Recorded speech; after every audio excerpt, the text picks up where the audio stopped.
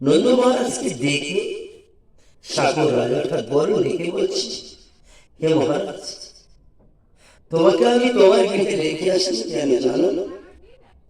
আর তোমার পুত্র নীলকান্ত সেই জনার্দন যখন কইবে এই কথা তাহার কর্ণে শ্রবণ, যে আমি বরুণে বাঁধিয়া রাখিছি তার পিতৃদেব, তখন সে রাগে ক্রোধে উৎপীড়িত হয়ে ছুটিয়া আসিবে আমার তীরে। যখন তীরে আসিবে আমার, তখন নয়ন ভরিয়া আমি দর্শন করিব তাকে। তাই করি করি তোমার চরণে এই নিবেদন, তোমাকে আতিথ্য স্বরূপ করেছি যে আসন্দান, তা সহাস্য দুঃখ করুন, তুমি আমার অতিথি আত্মীয়তার বন্ধনে, তাই তোমাকে বেঁধে রেখেছি। এই কথা বলিয়া এই কথা বলিয়া বড় নগছে রাখিল যতন করিতা আপনার বাসে। এই বিষয়ে রাজা পরীক্ষিত ব্রহ্মচারীকে ডেকে বলল, কিন্তু কৃষ্ণ তো দর্শন হলো না, কিন্তু সাগর বক্ষে যে নন্দ মহারাজ ডুবে গেল, আর এই কথা তাহার স্ত্রী যশোমতী যখন শুনল, তখন সে কি করিল? ও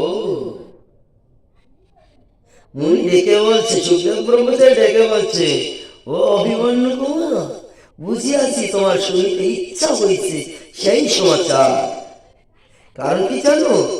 ওই নন্দ ঘোষ ছিল জলে, জলে যাও না মুনি, শুনো শুনো সেই কথা অভিমন্যুর কুমার।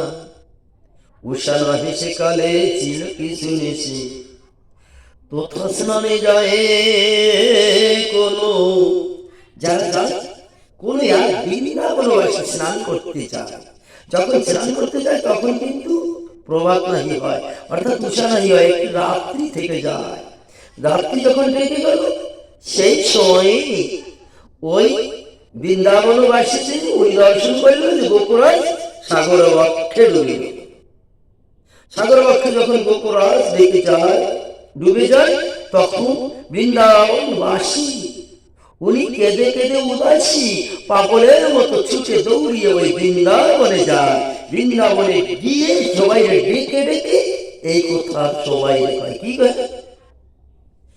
ওই গোকুরাজ ডুবিল, তা দেখিলাম নয়নে, রোদন করিয়া আসি কহি এই কথা বৃন্দাবনে।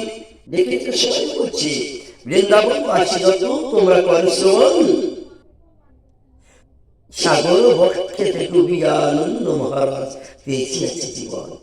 তাই বলছে, মরেছে মরেছে ওই সাগর জলে ডুবে আমার নন্দ রাজা মরেছে।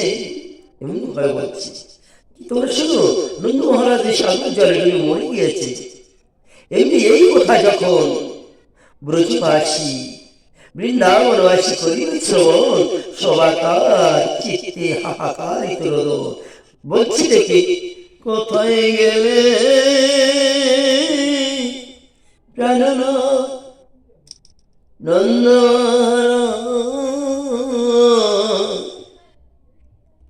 রাজা হীন হতভাগ্য হইবে সমান।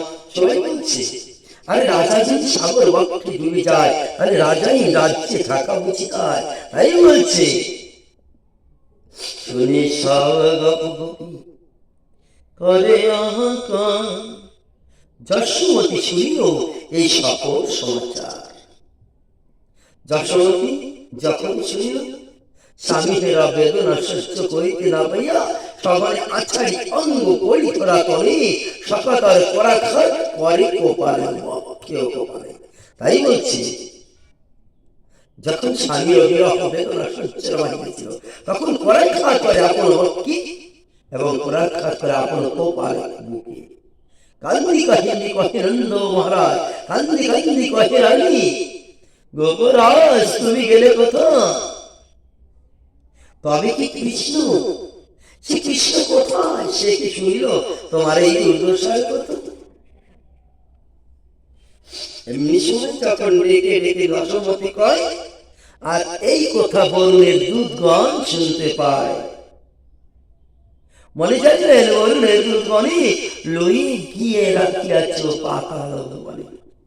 যখন বরুণের দূতগণ শুনল তখন নন্দ মহারাজকে লয়ে গিয়ে পাতাল ভুবনে। তাই বলছি এখনই আনিয়া দেব আমি যে তাহারে, এখন উচিত প্রভু দিতে যশোদারে।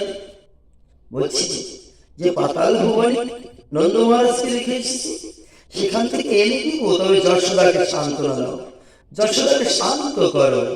ইহা ভাবি মায়ের নিকটে কৃষ্ণ যখন গেল, কৃষ্ণের বদন দর্শন করিয়া মা যশোদার আরো বুকের চালা শোক তাপ আরো দ্বিগুণ বাড়িল। তাই বলছি কৃষ্ণের দেখি আমার যশোমতি বলেছি, হে কৃষ্ণ, কৃষ্ণ তুমি জানো তোমার পিতার সাগর জলে ডুবেছে, আমাকে পাগলিনী, আমাকে হতভাগিনী করে চলে গেছে, আর তোমাকে করেছে পিতৃহারা।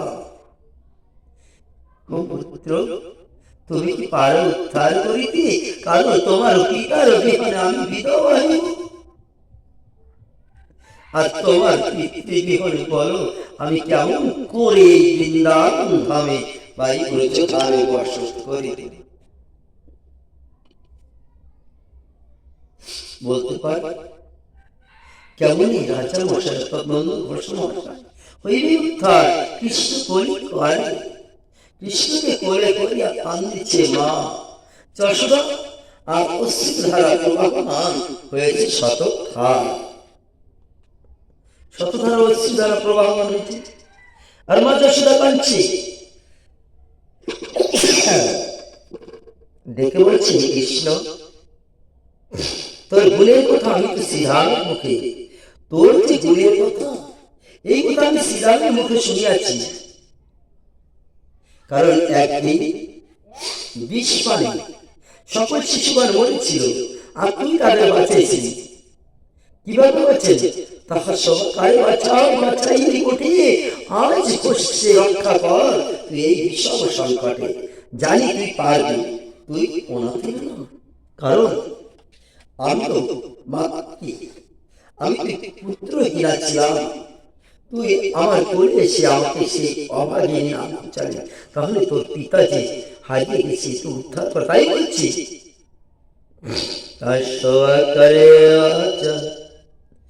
বাচ্চাই নিকটে আজ খুশি রক্ষা কর এই বিষম সংকটে।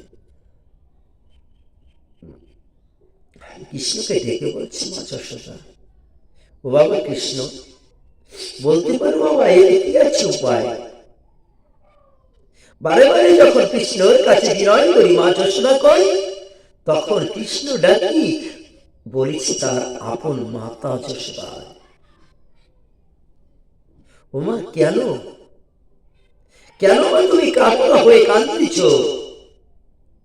কারণ তোমার সুখ আমি সহ্য করিতে পারি না।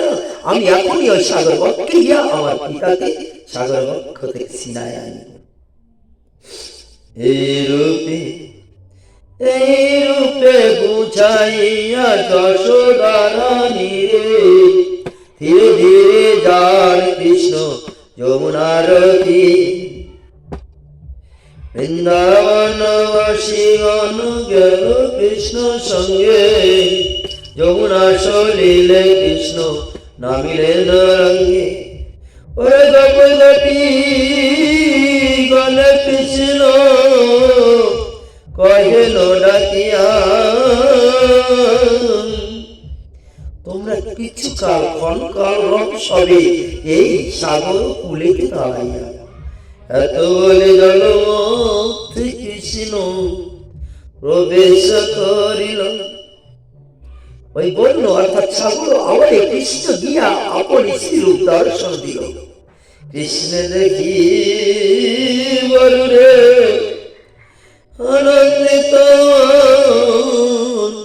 শীঘ্র প্রণমিয়া দিও রত্ন সিংহাসন তারে আসন দানিল। কৃষ্ণ দেখি বরুণের আনন্দিত শীঘ্র প্রণমিয়া দিল রত্ন সিংহাসন।